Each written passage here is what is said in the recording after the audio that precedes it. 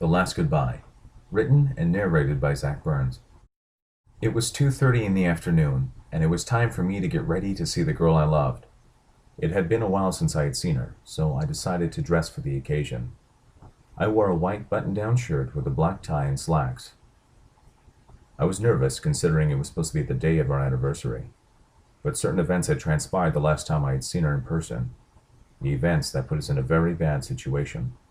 It was my decision that this would be the last time I would see her. For me, it was all about getting that final closure. I walked out of my bedroom and into the living room. Anderson and his girlfriend Kiki were sitting on the couch watching the television. They didn't seem to be aware of my presence until I closed my door. Kiki glanced over. "Well, someone looks nice. Are you going on a date?" she said in her shrill voice. I guess you can say that. The tone in my voice was low and almost depressing. I grabbed my keys from a bowl by the front door. "I'll tell Caroline you said hello, Andy." Anderson looked up at me, and without so much as a smile, he nodded. I opened the front door to the apartment and walked outside. It was a beautiful autumn day. The sun was warm and was complemented by a slight cool breeze. The weather was comfortable enough to be with or without a jacket. I could hear Kiki whispering to Anderson, "Carolyn, your sister? I thought she—" I closed the door. I didn't want to hear what she had to say. I casually made my way to the car and put the keys in the ignition, but I didn't start it. Instead, I sat there in silence and thought about all the memories Carolyn and I had shared. Thoughts of our first date, our first kiss, and our first fight filled my head.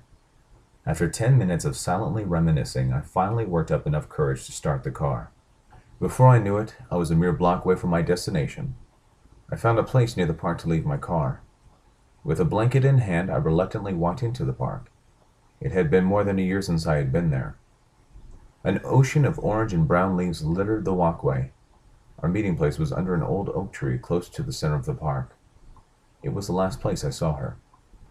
I looked down to the grass and saw a rose before me. I held it in my hands and once more began to walk. All the while I picked petal after petal, asking the flower whether she loved me or not. When I was down to the last petal, I looked up to see Carolyn waiting for me under the tree. She sat there looking at me with a stone-like expression. I walked up to her, set the blanket down, and sat before her.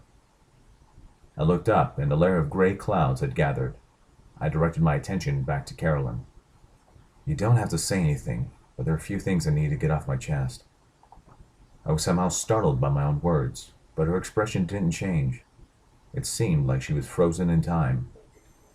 I don't even know where to start. When you left me, you left a hole in my heart. A hole so massive that no one has been able to fill it. I still don't know why you didn't call me that night. I know we were angry with each other, but you should have known I would have picked you up. Shame filled her eyes, and they fell to the floor. "Why can't you talk to me? You've spoken to your mom, dad, and Andy, but not me. I don't know what I'm expecting. Maybe I'm hoping for a miracle. Maybe I'm hoping all of this," I waved my finger in the air, "is a nightmare. This wasn't how it was supposed to end.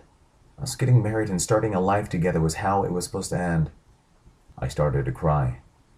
"You know that in the time we spent together, you never once told me you loved me? 2 years together and you never told me. I thought that if I gave you space, it would eventually come, but it didn't." Raindrops began to fall upon me. Take that as a sign to leave. Though my legs were weak, I lifted myself from the ground. I picked up the blanket, held it to my face, and inhaled deeply. It had the sweet scent of her perfume. I looked down at Carolyn. "I love you, and I always will." With those words, the rain stopped. I turned to leave, but stepped on the stem of the rose. I picked it up and continued my walk to the entrance of the park. I paused and pulled the final petal from the once beautiful flower. The wind blew gently across my face, and I could hear Carolyn's soft voice saying, "I love you." I turned and faced Carolyn's grave for the last time.